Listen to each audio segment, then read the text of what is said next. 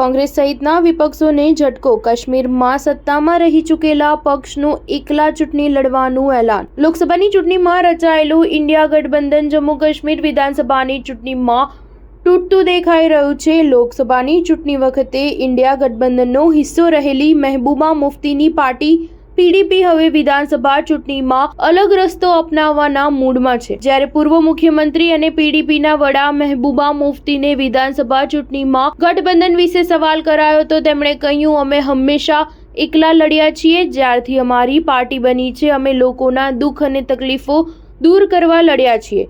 લોકોનું અમને હંમેશા સમર્થન મળ્યું છે। ઉલ્લેખનીય છે કે જમ્મુ કાશ્મીરમાં કોંગ્રેસ અને નેશનલ કોન્ફરન્સ વચ્ચે ગઠબંધન થઈ ગયું છે। બંને વચ્ચે બેઠકો પર પણ સમજૂતી થઈ ગઈ છે। આ મામલે ઓમર અબ્દુલ્લાએ કહ્યું હતું કે જો કોઈ પાર્ટી સાથે આવવા માંગે છે તો તેમનું સ્વાગત છે। હવે પીડીપીના નિવેદનથી સ્પષ્ટ દેખાઈ રહ્યું છે કે આ ત્રણેય પક્ષો સાથે મળીને ચૂંટણી લડવાના મૂડમાં નથી। સ્ટાર ન્યૂઝ 7 હંમેશા સચ્ચાઈની સાથે।